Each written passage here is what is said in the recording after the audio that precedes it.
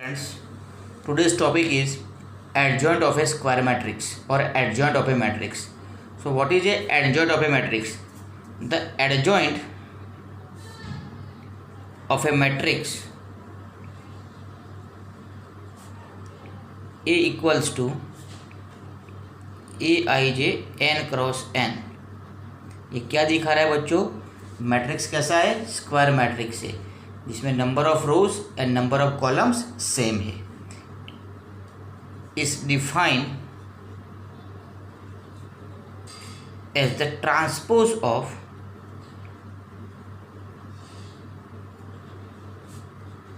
The matrix capital Aij n cross n. Clear बच्चों? Adjoint of matrix is defined as transpose of the another matrix capital Aij. अब यहाँ पे ये जो दूसरा मैट्रिक्स है कैपिटल Aij मैट्रिक्स, ये है क्या? Where Aij is the matrix of cofactors of the elements. ये बच्चों डेफिनेशन हो गई. हर बार बताता हूँ डेफिनेशन एग्जाम में आती नहीं है बच्चों, लेकिन इसको अब समझ लेते हैं कि किसी भी मैट्रिक्स के लिए उसका एडजॉइंट कैसे मिलता है. क्लियर बच्चों? तो इसके दो स्टेप्स है. First step, finding out cofactors of all elements. Finding out cofactors of all elements and putting all cofactors at respective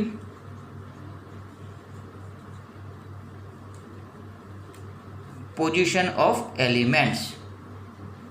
यानी कि जितने भी एलिमेंट्स है वो हर एक के को फैक्टर्स को लाना है और वही एलिमेंट्स की जगह पे उसके को फैक्टर्स को रखना है. And second step,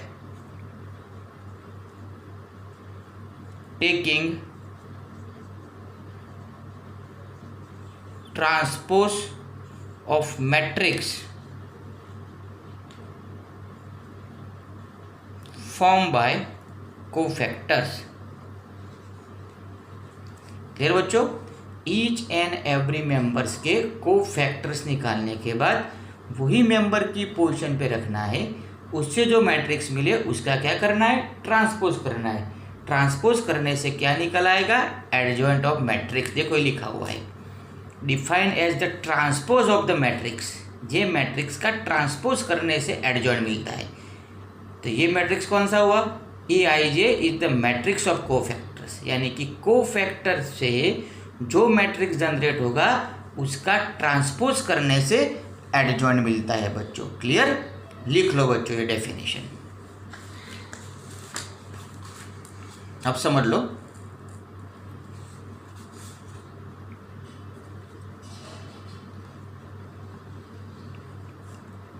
adjoint of a square matrix A is denoted by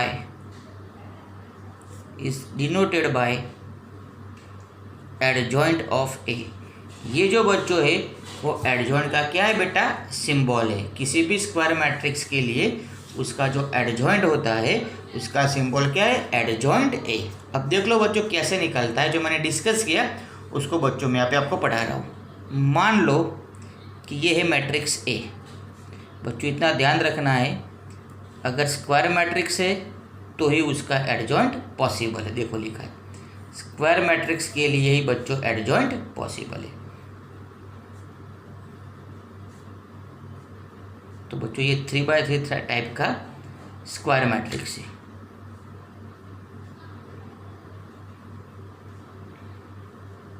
ये पोजीशन तो आपको बच्चों याद रह चुकी है अब 33. Clear?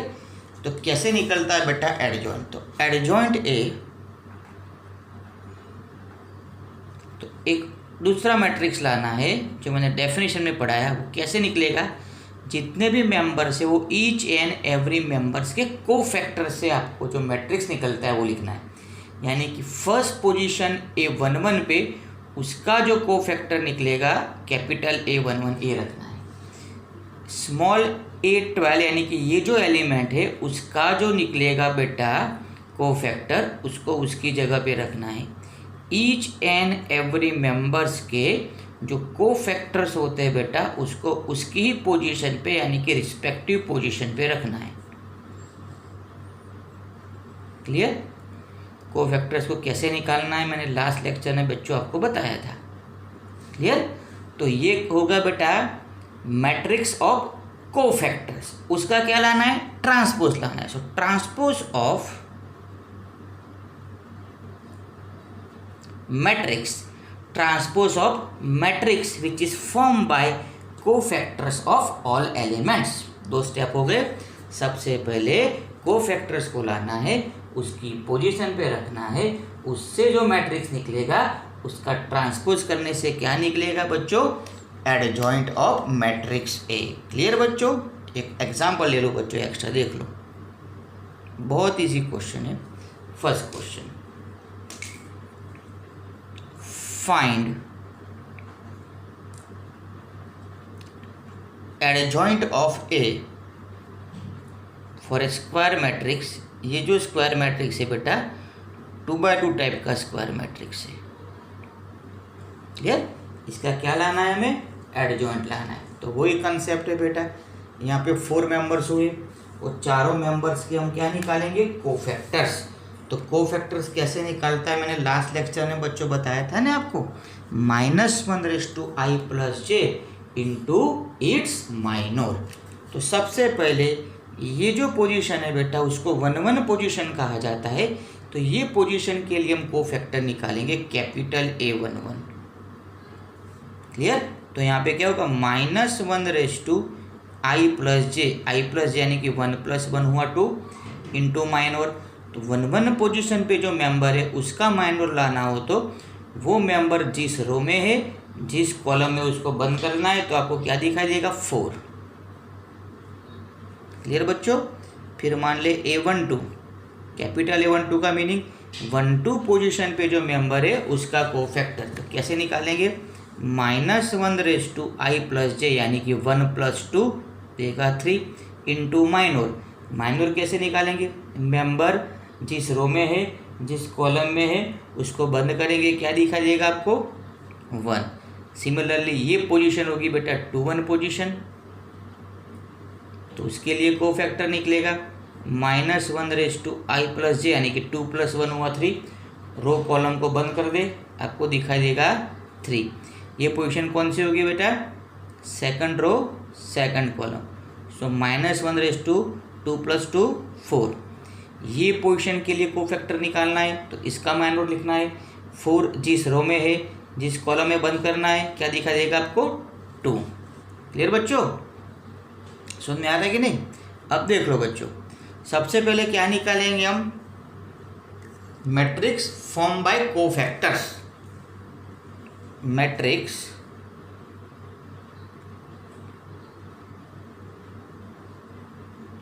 Of cofactors. Matrix of cofactors यानी कि रिस्पेक्टिव पोजीशन पे रखना है। ये 1-1 पोजीशन होती है, उसके पोजीशन पे यहाँ पे उसका कोफैक्टर लिखना है। तो कोफैक्टर कितना हुआ? ये तो प्लस इंटू -4 कितना हुआ? -4। फिर ये कौन सी बेटा पोजीशन? 1-2 पोजीशन हुई, तो उसके लिए कोफैक्टर का आउटपुट कितना है? -1। ये हुई 2-1 पोजीशन, कितना आउटपुट होगा? -3। ये कितना होगा? +2। क्लियर बच्चों? समझ में आ रहा है कि मिस्टेक हुई? देखो बेटा, ये देख लो, 1-1 पोजीशन की बात करूँ तो ये +4 ही है बेटा, क्योंकि ये तो पेन का सिंबल हुआ ना, क्योंकि 1-1 पोजीशन है कि ये 1-1 पोजीशन बंद करते आपको 4 दिखाएगा, तो ये +4 ही है। ये तो पेन का था बेटा, तो ये +4 ही है। इसको मैं निकाल रहा हूँ, ध्यान रखो। तो ये क्या हुआ बेटा, एडजॉइंट ए नहीं है, ये फर्स्ट स्टेप हुआ कि ईच एंड एवरी मेंबर्स के लिए मैंने कोफैक्टर्स निकाल के उसकी पोजीशन पे रखा। अब इसका ट्रांसपोज करने से एडजॉइंट ए निकलेगा। नाउ एडजॉइंट ए यानी कि इसका क्या करना है, ट्रांसपोज करना है। फर्स्ट रो को फर्स्ट कॉलम में रखना होता है, मैंने मैट्रिक्स में पढ़ाया था। सेकंड रो को सेकंड कॉलम में रखना होता है। तो ये होगा बेटा उसका एडजॉइंट। क्लियर बेटा, फंडामेंटल समझ में आया। ये 2x2 टाइप का हो या 3x3 टाइप का हो, हर एक के लिए कंसेप्ट एक ही कि ईच एंड एवरी एलिमेंट्स के कोफैक्टर्स को निकाल के उसके रिस्पेक्टिव पोजीशन पे रखना है, फर्स्ट स्टेप। सेकंड, जो भी ये मैट्रिक्स निकला बेटा, मैट्रिक्स ऑफ कोफैक्टर्स, उसका डायरेक्टली ट्रांसपोज लेने से आपको क्या मिलेगा, एडजॉइंट ए मिलेगा। ये प्रॉपर वे होगा बेटा, वर्ल्ड में किसी भी टाइप का स्क्वायर मैट्रिक्स हो उसके लिए बेटा ये कोफैक्टर्स निकाल के उसके ट्रांसपोज करने से आपको एडजॉइंट ए मिलेगा। लेकिन पर्टिकुलर 2x2 टाइप का स्क्वायर मैट्रिक्स हो तो उसका एडजॉइंट डायरेक्टली भी मिल सकता है बेटा। तो ये मैं बता रहा हूँ आपको शॉर्टकट पर्टिकुलर 2x2 टाइप के मैट्रिक्स के लिए। देखो बेटा, तो ये जो पोजीशन होती है, ये पोजीशन जिसको अपन बोलते हैं प्रिंसिपल डायगोनल, और ये जो होता है बेटा इसको कहा जाता है सेकेंडरी डायगोनल।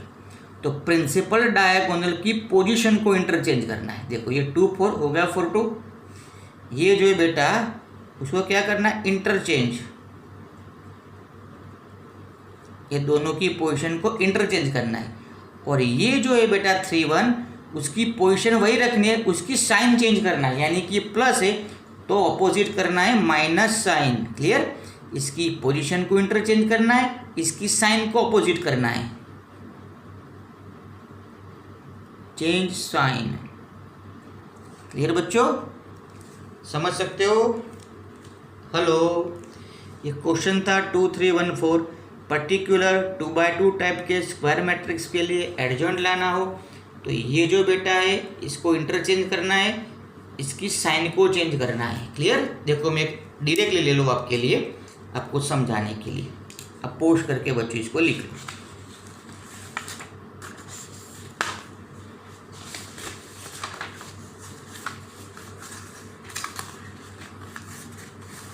देखो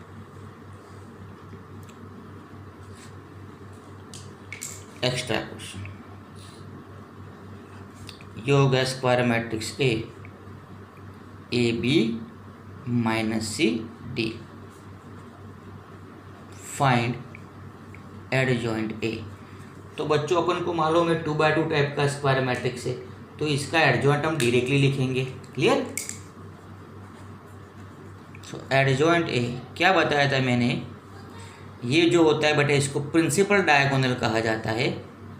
तो यहाँ करना क्या है, इसको इंटरचेंज करना है, इसको इंटरचेंज करना है, इसकी साइन ऑपोजिट करनी है। यानी कि प्लस बी हो तो माइनस बी, माइनस सी हो तो प्लस सी, तो डायरेक्टली हो गया है एडजॉइंट। क्लियर बेटा, लिख लिया। अब एक और क्वेश्चन ले लो बच्चों, 3x3 टाइप के मैट्रिक्स के लिए एडजॉइंट निकालने का question. Clear,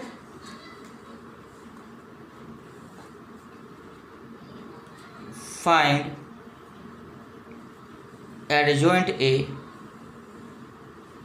for matrix A is 3x3 type of square matrix 1 2 3।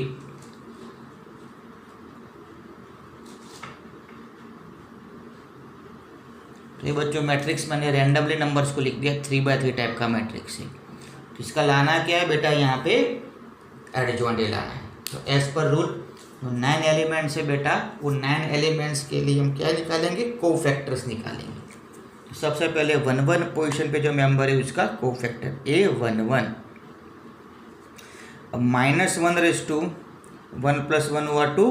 अब इसका माइनर लिखेंगे। माइनर के लिए 1 1 पोजीशन पे जो मेंबर है वो जिस रो में है, जिस कॉलम में बंद कर दे, ये 4 मेंबर दिखाई देंगे।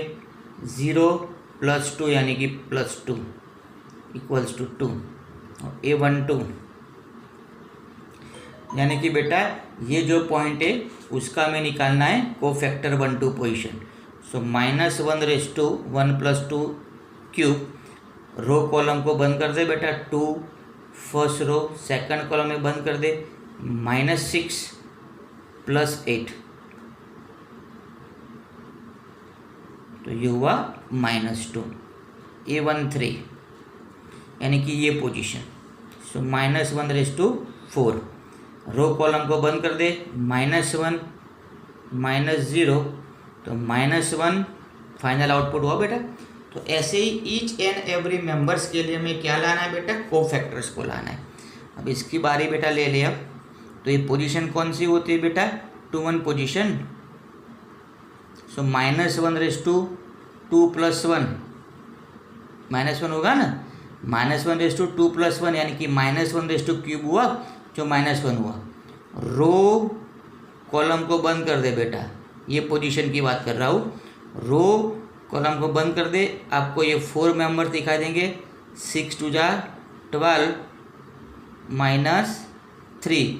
So final output is hello -9 into 2। सो -1/2 + 2 यानी कि 4 हुआ, सो ये +1 होगा। रो कॉलम को बंद कर दे, रो कॉलम को बंद कर दे, 6 1 6 -12 -6। अब इसकी बारी बेटा 2 3। सो -1/2 + 3 यानी कि -1। रो कॉलम को बंद कर दे 1 -8 यानी कि +7। क्लियर बेटा। अपन निकालते A31। सो -1/4 होगा, सो +1 होगा, 3 + 1 4 होता है ना, ये पोजीशन हुई बेटा। समझ में आता है कि नहीं आपको।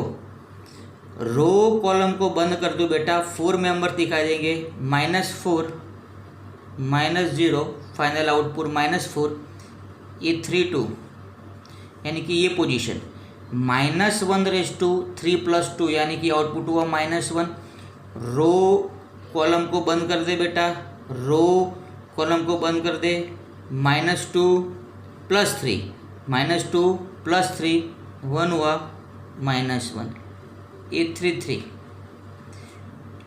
सो -1/3 + 3 6, सो इवन पावर हुई तो 1 हुआ, ये पोजीशन होती है बेटा 3 3। रो कॉलम को बंद कर दे, 4 मेंबर दिखाई देंगे बेटा, 0 + 2 = 2। तो ईच एंड एवरी मेंबर्स के बच्चों कोफैक्टर्स निकल गए। अब मैं देखो डायरेक्टली लिख रहा हूँ बेटा एडजॉइंट ऑफ ए। तो लास्ट बेचा मैंने सम पढ़ा है, उसमें करना क्या था, मैंने उसमें ईच एंड एवरी मेंबर्स के कोफैक्टर्स निकालने के बाद उसके रिस्पेक्टिव पोर्शन में रखने के बाद ट्रांसपोज किया। मैं डायरेक्टली बच्चों ट्रांसपोज कर रहा हूँ। देखो ये जो बेटा ऑर्डर है 1 1 1 2 1 3 यानी कि रो हुए कंटिन्यूस, फर्स्ट रो के 3 मेंबर्स हुए 1 1 1 2 1 3। तो यहाँ पे 1 1 1 2 1 3 यानी कि फर्स्ट रो के 3 कोफैक्टर्स थे, उसको डायरेक्टली कॉलम में रख रहा हूँ बच्चों। ये तीनों को मैंने डायरेक्टली कॉलम में रख लिया, ऑटोमेटिकली ट्रांसपोज हो गया। इसकी ये पोजीशन थी 21 22 23, ये 3। तो एक्चुअली इसको मुझे रिस्पेक्टिव पोजीशन पे रखना यहाँ पे था, लेकिन मैं डायरेक्टली ट्रांसपोज ले रहा हूँ, यानी कि रो के कोफैक्टर्स को निकाल के मैं इसको कॉलम में रख रहा हूँ, तो डायरेक्टली इसका ट्रांसपोज हो गया बच्चों। ये थर्ड रो के बेटा कोफैक्टर्स हुए, तो उसको मैंने थर्ड कॉलम में रख लिया। रो के कोफैक्टर्स को निकाल के उसको कॉलम में रख लिया, ऑटोमेटिकली ट्रांसपोज हो गया बच्चों। तो बीच वाले स्टेप को आप यहाँ पे हटा भी सकते हो टाइम सेव करने के लिए। क्लियर। जैसे बहुत सारे क्वेश्चन की आप प्रैक्टिस कर सकते हो बेटा। समझ में आ रहा है ना आपको। तो 2/2 एज वेल एज 3/3 दोनों टाइप के बेटा मैट्रिक्स के लिए मैंने एडजॉइंट कैसे निकाला जाता है बेटा, वो मैंने आपको समझा दिया। समझ में आ रहा है ना आपको। ओके, तो खुद क्वेश्चन जनरेट करो, खुद प्रैक्टिस करो। क्लियर। लिख ले बच्चों।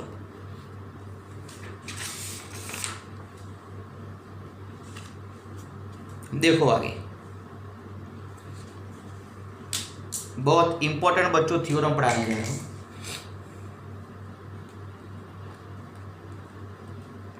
थ्योरम 1,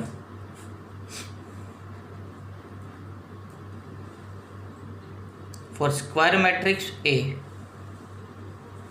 बच्चों एडजॉइंट जो होता है वो स्क्वायर मैट्रिक्स के लिए पॉसिबल है। तो जहाँ पे भी एडजॉइंट लिखा हो वो समझ लेना है, वो डेफिनेशन, वो क्वेश्चन, वो थ्योरी हो, उसमें स्क्वायर मैट्रिक्स से होगा ऑफ एन ऑर्डर। इसका मीनिंग ए मैट्रिक्स कैसा है बेटा? स्क्वायर मैट्रिक्स है। A into adjoint A equals to adjoint A into A equals to determinant A into I. I यानी कि बेटा यूनिट मैट्रिक्स। देखो बच्चों, मैट्रिक्स के आगे कभी मोड नहीं होता है, मैट्रिक्स का डिटर्मिनेंट होता है। ये जो है बेटा वो डिटर्मिनेंट ए है, मोड ऑफ ए नहीं है। क्लियर? तो बहुत ही इंपॉर्टेंट प्रॉपर्टी यानी कि थ्योरम है। अब इसको हम प्रूव करेंगे। प्रूफ की बात कर रहा हूँ। सपोज स्क्वायर मैट्रिक्स मैंने ए ले लिया, 3/3 टाइप का बेटा स्क्वायर मैट्रिक्स।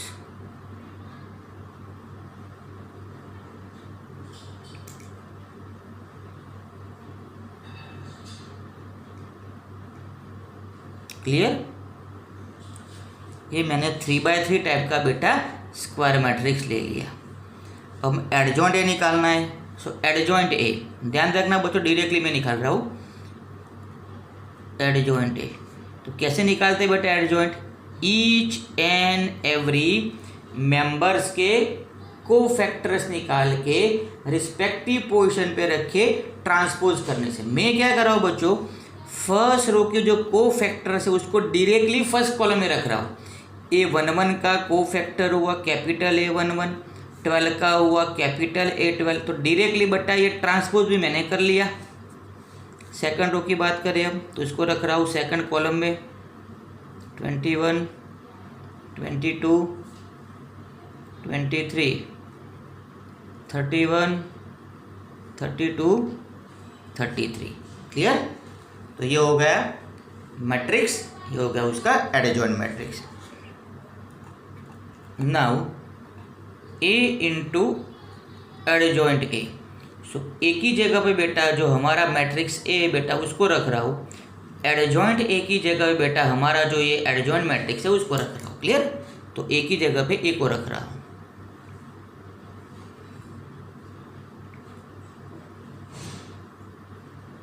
एक ही जगह पे मैंने ए को रख दिया बेटा।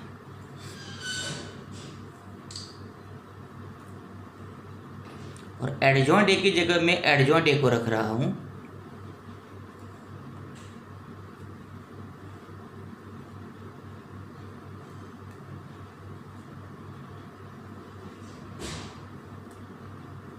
क्लियर? दो मैट्रिसेस का बच्चों प्रोडक्ट की बात होगी, तो दो मैट्रिसेस का प्रोडक्ट मैंने मैट्रिक्स लेक्चर में पढ़ाया था बेटो, पेंट मेथड याद है ना? फर्स्ट रो को फर्स्ट कॉलम के साथ, फिर फर्स्ट रो को सेकंड कॉलम के साथ। तेरा ध्यान रखना है बेटा, समझना है। तो फर्स्ट रो को फर्स्ट कॉलम के साथ मल्टीप्लाई करके ऐड करेंगे। देखो कुछ ऐसा होगा, A11 plus A12 plus A13 यानी कि मैंने बेटा आपको प्रॉपर्टी पढ़ाई थी कि स्क्वायर मैट्रिक्स में आप किसी भी रो को उसके खुद के ही कोफैक्टर्स को मल्टीप्लाई करके ऐड करोगे, डिटर्मिनेंट की वैल्यू देगा। तो जब फर्स्ट रो फर्स्ट कॉलम के साथ मल्टीप्लाई होगी बेटा, तब डिटर्मिनेंट ए की वैल्यू निकलेगी। ये डिटर्मिनेंट है बेटा, ये मोड नहीं है। उसके बाद फर्स्ट रो को सेकंड कॉलम के साथ मल्टीप्लाई करेंगे, तब मैंने ये भी प्रॉपर्टी बताई थी कि डिटर्मिनेंट में किसी भी रो के एलिमेंट्स को अनदर रो के कोफैक्टर से मल्टीप्लाई करके ऐड करेंगे, आउटपुट 0 निकलेगा। तो दोनों का प्रोडक्ट क्या होगा? 0। फिर फर्स्ट रो थर्ड कॉलम भी 0 होगा। क्लियर? अब second row with first column भी 0 होगा, लेकिन सेकंड रो सेकंड कॉलम के साथ मल्टीप्लाई करेंगे तब फर्स्ट प्रॉपर्टी होगी कि रो को उसके खुद के ही कोफैक्टर से मल्टीप्लाई करके ऐड करेंगे, डिटर्मिनेंट की वैल्यू मिलेगी। सिमिलरली 0 होगा, 0 होगा, 0 होगा, डिटर्मिनेंट ए। सो नया बेटा क्या किया मैंने? डायरेक्टली किया, दो प्रॉपर्टी को यूज़ किया। अब बच्चों ये मैट्रिक्स है, मैट्रिक्स में मैंने बताया था कि ईच एंड एवरी एलिमेंट्स में से आप कॉमन ले सकते हो। तो मैंने हर एक में से डिटर्मिनेंट ए को कॉमन ले लिया, हर एक में से मैंने डिटर्मिनेंट ए को कॉमन ले लिया।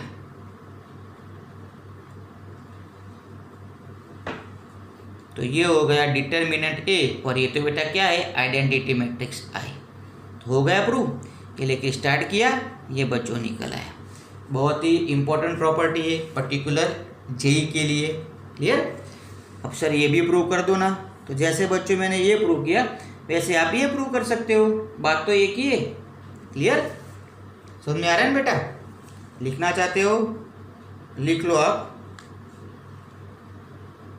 लिख लो, चलो थोड़ा बहुत ऊपर भी कर रहा हूँ आपके लिए। क्लियर? ओके, आगे।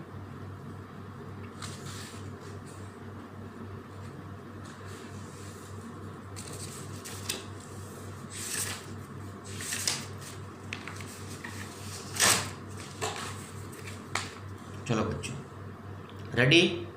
ओके, लिख लिया होगा आपने।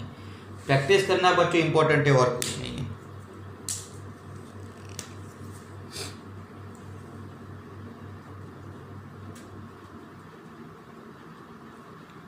Determinant of a square matrix बहुत इजी है बच्चों। किसी भी स्क्वायर मैट्रिक्स का डिटर्मिनेंट कैसे मिलता है बच्चों? डिटर्मिनेंट ऑलवेज स्क्वायर मैट्रिक्स के लिए पॉसिबल है। अगर स्क्वायर मैट्रिक्स नहीं होगा तो उसके लिए डिटर्मिनेंट पॉसिबल नहीं है। बहुत इजी बात है। देखो बच्चों, लेट मैट्रिक्स ए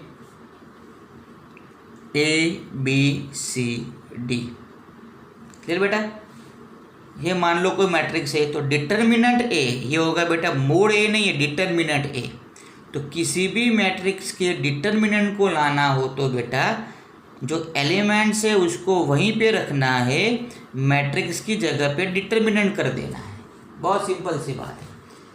किसी भी टाइप का स्क्वायर मैट्रिक्स हो, अगर उसका डिटर्मिनेंट निकालना हो, मेंबर्स की पोजीशन को कुछ नहीं करना है, मेंबर्स को वहीं पे रखना है। ये जो बेटा 4 कॉर्नर्स को मैंने यहाँ पे मोड़ा हुआ है ना, उसको स्ट्रेट कर देना है। यानी कि मैट्रिक्स की जगह पे डिटर्मिनेंट करना है, मेंबर्स को कुछ नहीं करना है। क्लियर? मान लो कि ये बेटा 3x3 टाइप का स्क्वायर मैट्रिक्स है।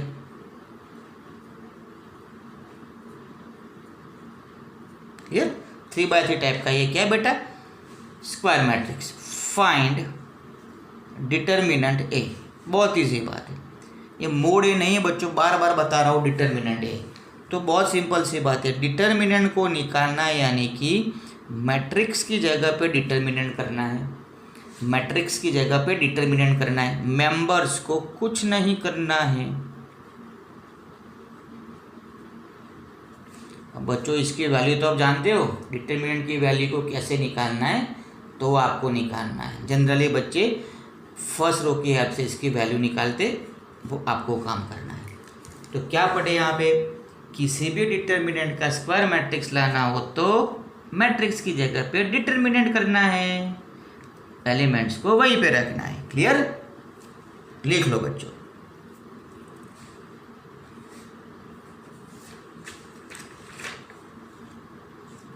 ओके, आगे बढ़ेंगे। बहुत सारी थ्योरीज पढ़ा रहा हूँ बच्चों, इसको रिपीट कर लेना तो सम्स में ज़्यादा मजा आएगा आपको। Clear? Definition.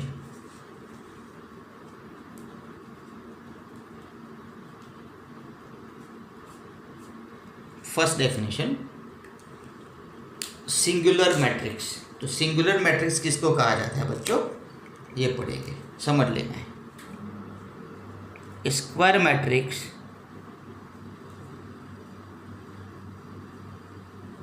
A.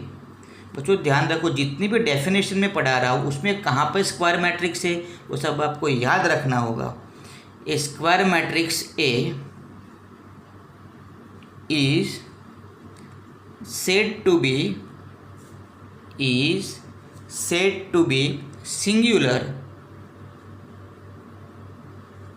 if determinant of matrix equals to 0।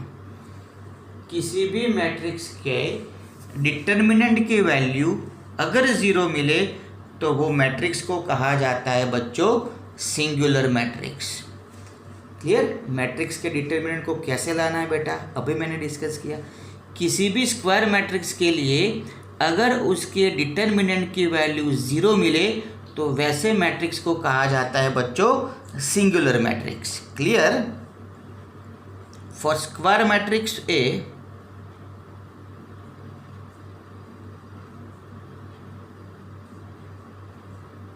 if determinant of square matrix A does not equals to 0, अगर उसके डिटर्मिनेंट की वैल्यू 0 नहीं आ रही है, then matrix A is known as non singular matrix. बच्चों इसका उल्टा होगा, देख लो आप, ये जो कंडीशन थी उसकी ऑपोजिट कंडीशन हो गई। तो इसके लिए सिंगुलर है तो सिंगुलर का ऑपोजिट नॉन सिंगुलर। अगर डिटर्मिनेंट ऑफ मैट्रिक्स की वैल्यू 0 आ रही है तो वैसे मैट्रिक्स को कहा जाता है सिंगुलर मैट्रिक्स, और अगर डिटर्मिनेंट ए की वैल्यू 0 नहीं आ रही है तो वैसे मैट्रिक्स को कहा जाता है नॉन सिंगुलर मैट्रिक्स। क्लियर बच्चों? समझ लो। आज बच्चों मैंने एक थ्योरम पढ़ाया, ये दूसरा theorem, second theorem.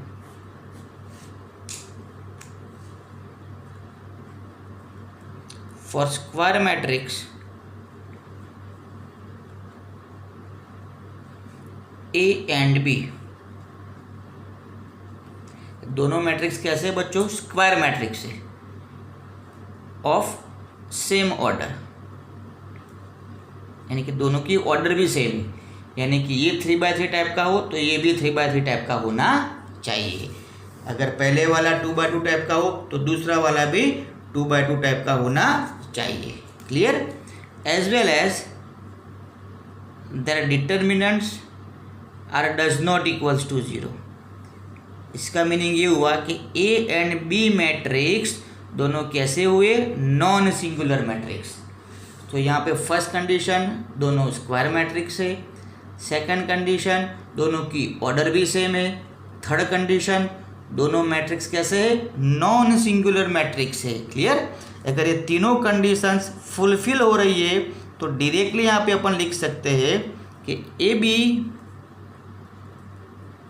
And B A are also non singular matrix.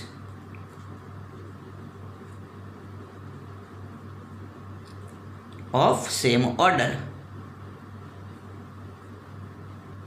Clear? A B दोनों की ऑर्डर सेम है। अगर दोनों नॉन सिंगुलर स्क्वायर मैट्रिक्स हो तो उसके प्रोडक्ट से जो A B and B A matrices generate होंगे वो भी नॉन सिंगुलर होंगे, और उसकी ऑर्डर भी ओरिजिनल जो बेटा मैट्रिक्स थे उसकी जितनी ही ऑर्डर होगी। यानी कि ये दोनों 3/3 टाइप के हो तो ए बी एंड बी ए भी कैसे निकलेंगे? 3/3 टाइप के बेटा स्क्वायर मैट्रिक्स निकलेंगे। बहुत ही इंपॉर्टेंट थ्योरी है, लिख ले बेटा।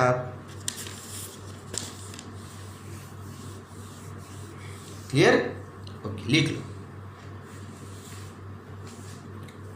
प्रैक्टिस करना जरूरी है बच्चों, बुक में क्वेश्चन मिल जाएंगे, हर बार बता रहा हूँ। किसी ने सब्सक्राइब ना किया तो बेटा कर लेना, डायरेक्टली वीडियो मिल जाएंगे आपको। Next theorem 3।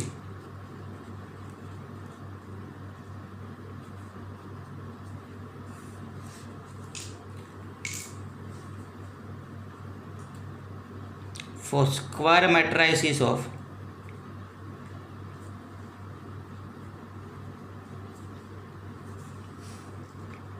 same order,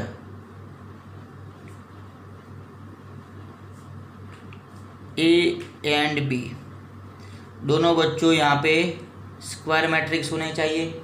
second, दोनों की ऑर्डर भी सेम होनी चाहिए। तब डायरेक्टली बोल सकते हैं बच्चों ए इंटू बी, यानी कि दोनों मैट्रिक्स का ये हुआ प्रोडक्ट, उसका determinant of A into B equals to determinant A into determinant B. यानी कि दो मैट्राइसिस का पहले प्रोडक्ट निकालो वो पेंट मेथड से, फिर उसका डिटर्मिनेंट निकालो, या फिर पहले डिटर्मिनेंट निकाल के प्रोडक्ट करो, बात एक ही बनेगी। क्लियर बच्चों, बात एक ही बनेगी, ये ध्यान रखना है बच्चों आपको। क्लियर। तो मैंने 3 थ्योरम्स पढ़ाए बच्चों आपको। एडजॉइंट कैसे निकलता है वो बताया, 2x2 टाइप के लिए डायरेक्टली कैसे एडजॉइंट कैसे मिलता है बच्चों वो भी बताया मैंने आपको। बहुत ही इंपॉर्टेंट बात बताने जा रहा हूँ बेटा, इसको रिमार्क करके आप लिख सकते हो, पहले समझ ले आप। बहुत ही इंपॉर्टेंट बच्चों कंक्लूजन निकालने जा रहे हैं, आप ध्यान रखना। वी नो डैट, अभी बेटा मैंने डिस्कस किया फर्स्ट थ्योरम में कि adjoint A into A equals to determinant A into I. Clear, ये अपन जानते हैं। सो डिटर्मिनेंट ए आई यानी कि बेटा आइडेंटिटी मैट्रिक्स 1 0 0 0 1 0 0 0 1। क्लियर। देयरफॉर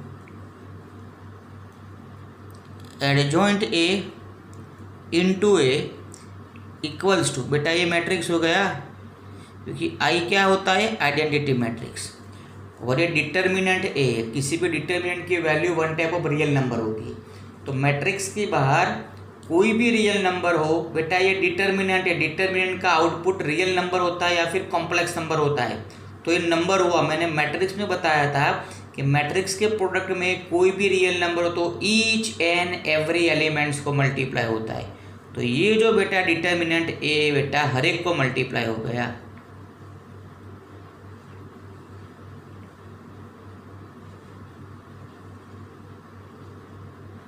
हर एक को मैंने मल्टीप्लाई कर दिया। क्लियर बच्चों, अब ध्यान रखना है मैं क्या कर रहा हूँ।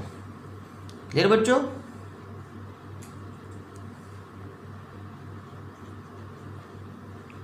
Writing determinant of matrices on both sides. In shorts ये जो रिजल्ट था बेटा उसकी दोनों साइड पे मैंने डिटर्मिनेंट ले लिया।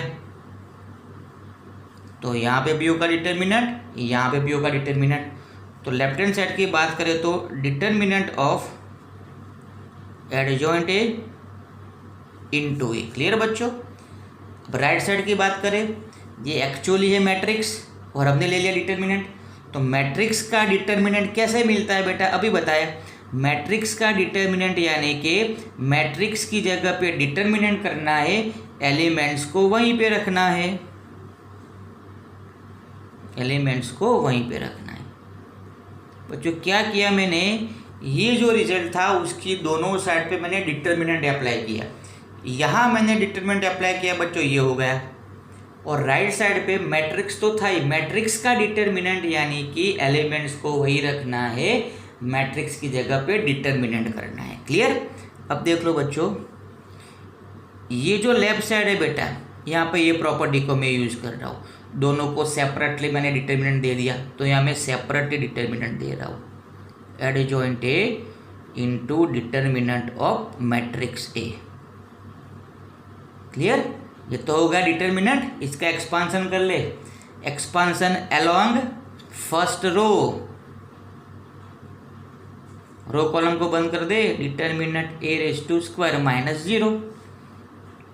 सो डिटर्मिनेंट ऑफ एडजॉइंट ए, ये तो कटेगा बच्चों, डिटर्मिनेंट होता है उसकी वैल्यू रियल नंबर होती है, तो ये रियल नंबर दोनों साइड से cancel, equals to determinant A raise to square. बहुत ही इंपॉर्टेंट रिजल्ट है बेटा।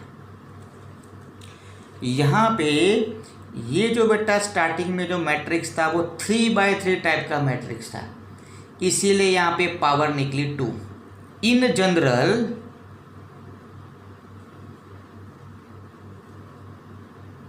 ध्यान रखो बच्चों, in general for square matrix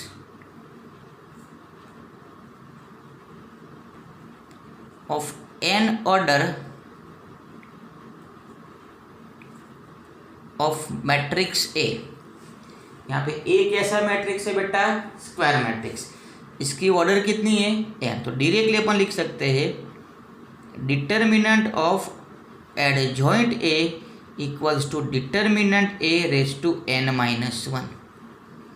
यहाँ पे ये जो बेटा मैट्रिक्स था इसकी ऑर्डर 3 थी, तो ये पावर हुई बेटा 2।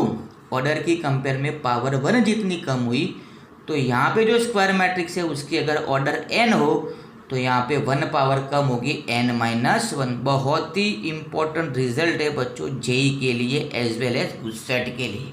क्लियर। तो आज बच्चों जितनी थ्योरी मैंने पढ़ाई कृपया करके उसको रिपीट कर लेना है, लिखना है, नंबर ऑफ टाइम्स रिवाइज करना है बच्चों। आज या कल देख लेना, कल एक और दूसरा बेटा वीडियो अपलोड करने जा रहा हूँ जिसमें सम्स पढ़ेंगे, लेकिन अगर थ्योरी आपकी क्लियर है तो सम्स पढ़ना बहुत ईजी हो जाएगा मेरे लिए और आपके लिए। क्लियर। बाय, जय श्री कृष्ण, खुदा हाफिज, प्रणाम जी, जय जिनेंद्र।